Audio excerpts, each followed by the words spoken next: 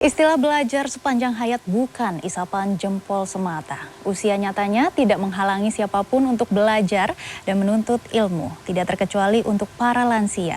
Dan menyambut Hari Pendidikan Nasional yang akan jatuh pada 2 Mei besok, kami ajak Anda melihat bersama aktivitas sebuah sekolah lansia di Jakarta Selatan. Berikut liputannya untuk Anda.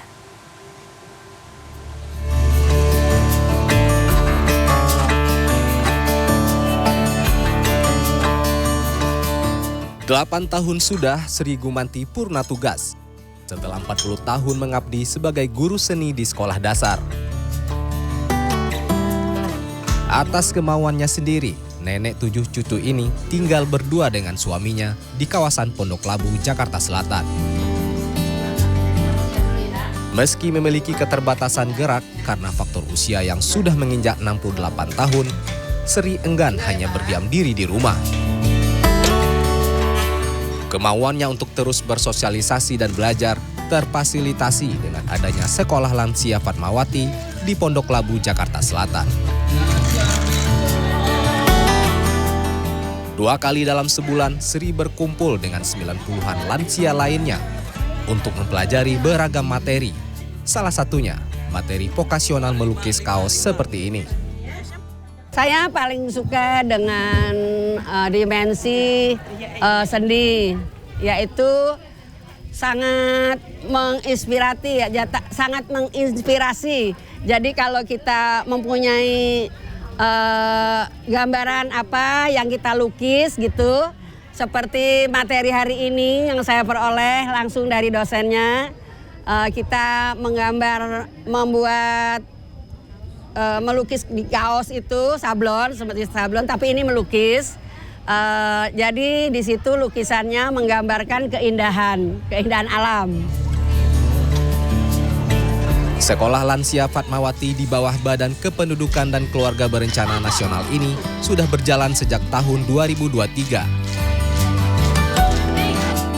Meski sekolah informal, ada jenjang yang disebut S1, S2 hingga S3 loh. Apa ya maksudnya? S1 itu bukan strata 1, tapi standar 1. Itu selama satu standar itu hanya 6 bulan. Jadi S1 kalau dia lulus, yang dinilai itu keaktifan, kehadiran, dan penyerapan mata pelajaran.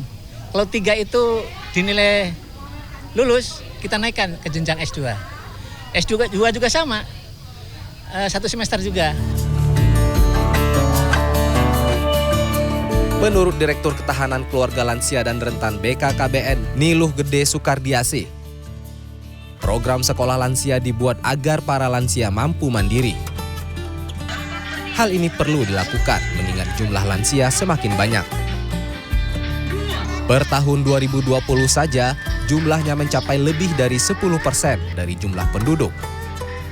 Pada 2045 mendatang, proyeksi jumlah lansia bahkan diprediksi mencapai 20% dari jumlah penduduk.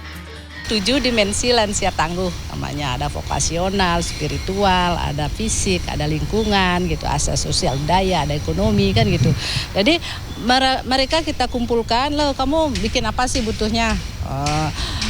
Bu dokter, saya ingin tahu apa yang harus saya makan di usia lansia, nutrisi yang benar.